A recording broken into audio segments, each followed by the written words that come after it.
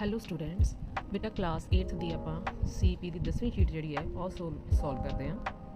ਪਹਿਲਾ ਕੁਐਸਚਨ ਹੈ ਬੇਟਾ, ਰਗੜ ਨੂੰ ਕਿਵੇਂ ਘਟਾਇਆ ਜਾ ਸਕਦਾ ਹੈ?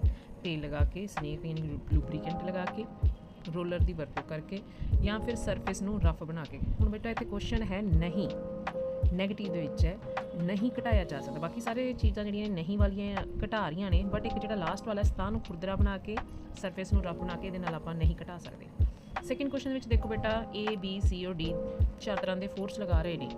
ਬੇਟਾ ਇਹਦੇ ਵਿੱਚ ਆਪਾਂ ਨੇ ਇਹ ਦੱਸਣਾ ਹੈ ਕਿ ਜਿਹੜਾ ਫ੍ਰਿਕਸ਼ਨ ਫੋਰਸ ਹੈ ਯਾਨੀ ਰਗੜ ਹੈ ਉਹ ਕਿਹੜੀ ਡਾਇਰੈਕਸ਼ਨ 'ਚ ਹੈ। ਬੇਟਾ ਦੇਖੋ, ਰਗੜ ਹਮੇਸ਼ਾ ਅਪੋਜ਼ ਕਰਦਾ ਮੋਸ਼ਨ ਨੂੰ। ਜੇ ਮੋਸ਼ਨ ਇੱਧਰ ਨੂੰ ਹੋ ਰਿਹਾ ਹੈ ਤਾਂ ਇਹਦੇ ਆਪੋਜ਼ਿਟ ਡਾਇਰੈਕਸ਼ਨ 'ਚ ਜਿਹੜਾ ਹੈ ਉਹ ਫ੍ਰਿਕਸ਼ਨ ਫੋਰਸ ਯਾਨੀ ਕਿ ਰਗੜ ਪਲੇ ਹੋਏਗਾ। ਸੋ B ਵੱਲ ਯਾਨੀ ਟੁਵਰਡਸ B ਜਿਹੜਾ ਹੈ ਇਹ ਦਾ ਰਾਈਟ ਆਨਸਰ ਹੈ। ਥਰਡ ਕੁਐਸਚਨ ਦੇ ਵਿੱਚ ਦੇਖੋ ਬੇਟਾ, ਤੁਹਾਡੇ ਸਾਹਮਣੇ ਇੱਕ ਇੰਸਟਰੂਮੈਂਟ ਨਹੀਂ ਕਹਾਂਗੇ ਆਪਾਂ, ਇੱਕ ਆਬਜੈਕਟ ਦਿਖਾਇਆ ਗਿਆ ਹੈ। ਇੱਕ ਛੋਟੀ ਸਮੋਲ ਸਿੰਪਲ ਮਸ਼ੀਨ ਹੈ। ਬੇਟਾ ਇਹ ਕਾਹਦਾ ਹੈ? ਇਹਨੂੰ ਬਾਲ ਬੀਅਰਿੰਗ ਕਹਿੰਦੇ ਆਪਾਂ। ਠੀਕ ਹੈ ਜੀ। ਫੋਰਥ ਕੁਐਸਚਨ ਤੇ ਆ ਜਾਓ। ਇਹਦੇ ਵਿੱਚ ਜਿਹੜਾ ਹੈ ਅਧਿਆਪਕ ਦੋ ਸਤਾਵਾਂ ਜਿਹੜੀਆਂ ਨੇ ਉਹ ਆਪਸ ਵਿੱਚ ਉਹਨਾਂ ਨੂੰ ਰਗੜ ਕਰਵਾ ਰਿਹਾ। ਤਾਂ ਇਹਦੇ ਵਿੱਚ ਕਿੰਨੇ ਕਿਸਮ ਦੇ ਜਿਹੜਾ ਰਗੜ ਬਲ ਜਿਹੜਾ ਹੈ ਯਾਨੀ ਕਿ ਫੋਰਸ ਜਿਹੜਾ ਹੈ ਫ੍ਰਿਕਸ਼ਨਲ ਫੋਰਸ ਹੋਏਗਾ। ਬੇਟਾ ਜਦੋਂ ਦੋ ਸ਼ੀਟਸ ਆਪਸ ਵਿੱਚ ਰਗੜਨਗੀਆਂ, ਬੇਟਾ ਇੱਕ ਤਾਂ ਇਹਨਾਂ ਦੇ ਵਿੱਚ ਸਟੈਟਿਕ ਫੋਰਸ ਯਾਨੀ ਕਿ ਸਥਿਰ ਜਿਹੜਾ ਹੁੰਦਾ ਹੈ, ਦੈਨ ਇੱਕ ਜਿਹੜਾ ਹੈ ਸਲਾਈਡਿੰਗ। ਦੋ ਤਰ੍ਹਾਂ ਦੇ ਫ੍ਰਿਕਸ਼ਨ ਫੋਰਸ ਜਿਹੜੇ ਨੇ ਇਹਦੇ ਵਿੱਚ ਰੋਲ ਪਲੇ ਕਰਨਗੇ। ਤਾਂ ਆਪਣਾ ਜਿਹੜਾ ਹੈ ਦੋ ਤਰ੍ਹਾਂ ਦੇ ਰਗੜ ਬਲ ਪਲੇ ਕਰਦੇ ਨੇ। ਅਗਲਾ ਜਿਹੜਾ ਹੈ, ਤੁਸੀਂ ਕਿਸੇ ਵੀ ਪ੍ਰੋਗਰਾਮ ਵਿੱਚ ਵਿਗਿਆਨ ਦੇ ਵਿੱਚ ਹਿੱਸਾ ਲੈ ਰਹੇ ਹੋ ਜਿੱਥੇ ਤੁਹਾਨੂੰ ਰਗੜ ਬਲ ਦੇ ਫਾਇਦੇ ਯਾਨੀ ਕਿ ਤੁਹਾਨੂੰ ਐਡਵਾਂਟੇਜਸ ਆਫ ਫ੍ਰਿਕਸ਼ਨ ਜਿਹੜੀਆਂ ਨੇ ਔਰ ਡਿਸਐਡਵਾਂਟੇਜਸ ਆਫ ਫ੍ਰਿਕਸ਼ਨ, ਰਗੜ ਬਲ ਦੇ ਫਾਇਦੇ ਤੇ ਨੁਕਸਾਨ ਪੁੱਛੇ ਗਏ ਨੇ, ਪਰ ਲਾਭ ਯਾਨੀ ਕਿ ਇਹਦੀਆਂ ਐਡਵਾਂਟੇਜਸ ਬੈਨੀਫਿਟ ਕੀ ਹੁੰਦਾ ਤੁਹਾਨੂੰ।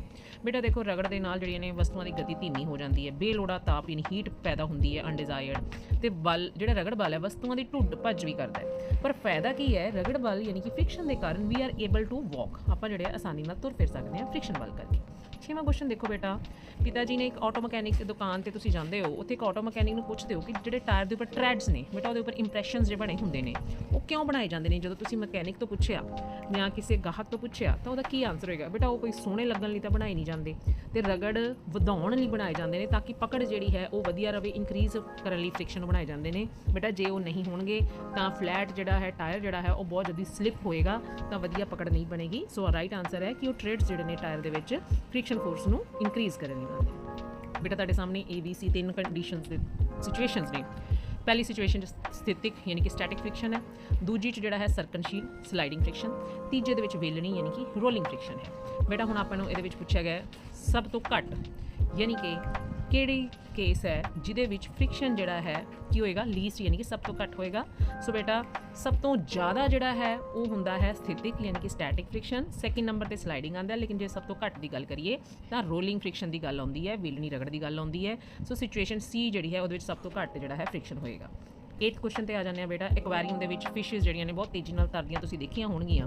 ਹੁਣ ਦੇਖੋ ਵਿਸ਼ੇਸ਼ਤਾ ਕੀ ਹੈ, ਜਦੋਂ ਇਹ ਵਿਸ਼ੇਸ਼ ਕਿਹੜੀ ਇਹਨਾਂ ਦੇ ਵਿੱਚ ਫੀਚਰ ਹੈ ਜਿਹੜਾ ਇਹਨਾਂ ਨੂੰ ਤਰਨ ਵਿੱਚ ਹੈਲਪਫੁਲ ਹੁੰਦਾ, ਜਿਹਦੇ ਨਾਲ ਘੱਟ ਤੋਂ ਘੱਟ ਜਿਹੜਾ ਰਗੜ ਬਲ ਲੱਗੇ, ਜਿਹੜਾ ਡਰੈਗ ਹੁੰਦਾ ਉਹ ਘੱਟ ਤੋਂ ਘੱਟ ਲੱਗੇ। ਸੋ ਇਹਨਾਂ ਦੀ ਇੱਕ ਸਪੈਸ਼ਲ ਸਟ੍ਰੀਮਲਾਈਨ ਸ਼ੇਪ ਹੁੰਦੀ ਹੈ ਬਾਡੀ ਦੀ, ਜਿਹੜੀ ਕਿ ਇਹਨਾਂ ਨੂੰ ਟੇਪਰ ਅੱਗੋਂ ਨੁਕੀਲੇ ਜਿਹੇ ਸ਼ੇਪ ਹੁੰਦੀ ਹੈ, ਜਿਹਦੇ ਨਾਲ ਇਹਨਾਂ ਨੂੰ ਘੱਟ ਜਿਹੜਾ ਹੈ ਫ੍ਰਿਕਸ਼ਨ ਫੇਸ ਹੁੰਦਾ ਹੈ। ਅੱਗੇ ਜਿਹੜਾ ਹੈ ਬੇਟਾ 9th ਕੁਐਸਚਨ ਹੈ, ਹੇਠ ਲਿਖਿਆਂ ਵਿੱਚੋਂ ਕਿਸ ਸਤਹ ਉੱਤੇ ਰਗੜ ਬਲ ਸਭ ਤੋਂ ਵੱਧ ਹੋਏਗਾ? ਬੇਟਾ ਸਭ ਤੋਂ ਵੱਧ ਦੇਖੋ, ਸ਼ੀਸ਼ਾ ਬਹੁਤ ਜ਼ਿਆਦਾ ਚਿਕਨਾ ਹੁੰਦਾ ਹੈ, ਬਰਫ਼ ਉਹ ਵੀ ਬਹੁਤ ਸਲਿਪਰੀ ਹੁੰਦੀ ਹੈ, ਕੇਲੇ ਦੇ ਛਿਲਕੇ ਤੋਂ ਆਮ ਹੀ ਆਪਾਂ ਡਿੱਗ ਜਾਂਦੇ ਹਾਂ। ਸੋ ਜਿਹੜੀ ਲੱਕੜ ਹੈ ਯਾਨੀ ਕਿ ਵੁੱਡ ਹੈ, ਇਹਦੇ 'ਤੇ ਸਭ ਤੋਂ ਜਿਹੜਾ ਹੈ ਵੱਧ ਫ੍ਰਿਕਸ਼ਨ ਲੱਗੇਗਾ। ਨੈਕਸਟ ਕੁਐਸਚਨ ਆਉਂਦਾ ਬੇਟਾ, ਇੱਕ ਬਕਸਾ ਫਰਸ਼ 'ਤੇ ਆਪਾਂ ਖਿੱਚ ਰਹੇ ਹਾਂ ਔਰ ਬਕਸੇ ਦਾ ਭਾਰ ਵੀ ਬਹੁਤ ਜ਼ਿਆਦਾ ਹੈ। ਹੁਣ ਉਹ ਕਿਸ ਤਰ੍ਹਾਂ ਰਗੜ ਦਾ ਸਾਹਮਣਾ ਕਰਦਾ ਹੈ? ਬੇਟਾ ਉਹਦੇ ਵਿੱਚ ਕਿਹੜੇ ਰਗੜ ਬਲ ਹੁੰਦੇ ਨੇ? ਬੇਟੇ ਜਦੋਂ ਉਹ ਪਿਆ ਹੋਇਆ ਉਹਦੇ ਉੱਪਰ ਸਟੈਟਿਕ ਫ੍ਰਿਕਸ਼ਨ ਲੱਗਾ ਹੁੰਦਾ, ਸਥਿਤਿਕ ਰਗੜ। ਜਿਵੇਂ ਹੀ ਉਹਨੂੰ ਤੁਸੀਂ ਖਿੱਚਣਾ ਸ਼ੁਰੂ ਕਰਦੇ ਹੋ ਤਾਂ ਉਹ ਉਹਦੇ ਉੱਪਰ ਸਰਕਨਸ਼ੀਲ ਰਗੜ ਸ਼ੁਰੂ ਹੋ ਜਾਂਦੀ ਯਾਨੀ ਸਲਾਈਡਿੰਗ ਫ੍ਰਿਕਸ਼ਨ। ਔਰ ਉਸ ਤੋਂ ਬਾਅਦ ਇਹਦਾ ਭਾਵ ਇਹ ਹੈ ਕਿ ਉਪਰੋਕਤ ਦੋਵੇਂ ਕੰਡੀਸ਼ਨ ਜਿਹੜੀਆਂ ਨੇ ਉਹ ਸੁਟੇਬਲ ਨੇ, ਸਟੈਟਿਕ ਤੇ ਸਲਾਈਡਿੰਗ ਦੋਨੋਂ ਫ੍ਰਿਕਸ਼ਨ ਜਿਹੜੇ ਨੇ ਉਹ ਲੱਗਦੇ ਨੇ। 11ਵੇਂ ਕੁਐਸਚਨ ਤੇ ਆ ਜਾਓ, ਜਿਹੜਾ ਤੁਸੀਂ 8th ਕਲਾਸ ਦੇ ਸਟੂਡੈਂਟ ਤੇ ਹੋ ਹੀ, ਤੁਸੀਂ ਆਪਣੀ ਕਲਾਸ ਦੇ ਵਿੱਚ ਇੱਕ ਹਵਾਈ ਜਹਾਜ਼ ਬਾਰੇ ਪੜ੍ਹ ਰਹੇ ਹੋ। ਤੁਸੀਂ ਕਲਪਨਾ ਕਰ ਰਹੇ ਹੋ ਜੇ ਤੁਹਾਨੂੰ ਕਿਹਾ ਜਾਏ ਤੁਸੀਂ ਆਪਣਾ ਇੱਕ ਹਵਾਈ ਜਹਾਜ਼ ਬਣਾਓ ਤਾਂ ਸਭ ਤੋਂ ਪਹਿਲੀ ਜਿਹੜੀ ਇੱਕ ਫੀਚਰ ਜਿਹੜਾ ਤੁਸੀਂ ਸੋਚੋਗੇ ਉਹਦੀ ਬਣਤਰ ਬਾਰੇ, ਉਹਦੀ ਜਿਹੜੀ ਸ਼ੇਪ ਹੈ ਤੁਸੀਂ ਸੋਚੋਗੇ ਉਹਦੀ ਸ਼ੇਪ ਜਿਹੜੀ ਹੈ ਸਟ੍ਰੀਮਲਾਈਨ ਯਾਨੀ ਕਿ ਧਾਰਾ ਰੇਖੀ ਹੋਵੇ। ਉਹ ਕਿਉਂ ਸੋਚੋਗੇ ਉਸ ਬਾਰੇ? ਬੇਟਾ ਉਹਦਾ ਕਾਰਨ ਇਹ ਹੈ ਕਿ ਇਹ ਜਿਹੜੀ ਸ਼ੇਪ ਹੈ, ਇਹ ਸਪੈਸ਼ਲ ਡਿਜ਼ਾਈਨ ਜਿਹੜਾ ਹੈ ਇਹ ਰਗੜ ਬਲ ਨੂੰ ਘਟਾਉਂਦਾ ਹੈ, ਰਿਡਿਊਸ ਕਰਦਾ ਹੈ ਫ੍ਰਿਕਸ਼ਨਲ ਫੋਰਸ ਨੂੰ।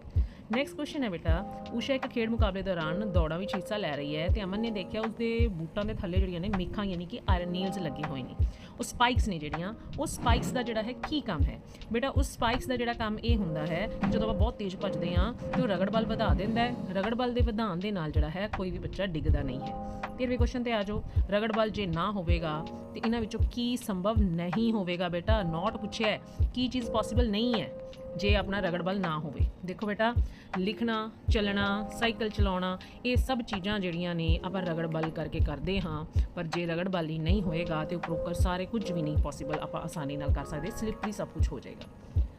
14ਵਾਂ ਕੁਐਸਚਨ ਬੇਟਾ, ਕਿਹੜੀ ਵੇਲਣੀ ਰਗੜ ਦਾ ਉਦਾਹਰਨ ਹੈ, ਯਾਨੀ ਕਿ ਕਿਹੜਾ ਰੋਲਿੰਗ ਫ੍ਰਿਕਸ਼ਨ ਹੈ ਬੇਟਾ? ਜਿੱਥੇ ਵੀ ਸਰਕੂਲਰ ਸ਼ੇਪ ਆਏਗੀ, ਬਾਲ ਬੇਅਰਿੰਗ ਦੀ ਵਰਤੋਂ ਜਿਹੜੀ ਹੈ ਇਹ ਰੋਲਿੰਗ ਫ੍ਰਿਕਸ਼ਨ ਹੈ। ਲਾਸਟ ਕੁਐਸਚਨ ਆਉਂਦਾ ਹੈ, ਤੁਸੀਂ ਸਾਰੇ 3 ਤਰ੍ਹਾਂ ਦੇ ਜਿਹੜੇ ਰਗੜ ਬਲ ਪੜ੍ਹੇ ਆਪਾਂ ਨੇ, ਸਟੈਟਿਕ, ਸਲਾਈਡਿੰਗ ਤੇ ਰੋਲਿੰਗ ਫ੍ਰਿਕਸ਼ਨ, ਤੇ ਇਹਦੇ ਵਿੱਚ ਪੁੱਛਿਆ ਗਿਆ ਹੈ ਸਰਕਨਸ਼ੀਲ ਰਗੜ ਵੇਲਣੀ ਰਗੜ ਤੋਂ, ਯਾਨੀ ਕਿ ਸਲਾਈਡਿੰਗ ਫ੍ਰਿਕਸ਼ਨ ਰੋਲਿੰਗ ਫ੍ਰਿਕਸ਼ਨ ਤੋਂ ਕੀ ਹੁੰਦਾ ਹੈ? ਦੇਖੋ, ਸਲਾਈਡਿੰਗ ਫ੍ਰਿਕਸ਼ਨ ਜਿਹੜਾ ਹੈ ਰੋਲਿੰਗ ਫ੍ਰਿਕਸ਼ਨ ਤੋਂ ਹਮੇਸ਼ਾ ਵੱਧ ਹੁੰਦਾ ਹੈ। ਠੀਕ ਹੈ ਬੇਟਾ, thank you all, god bless you.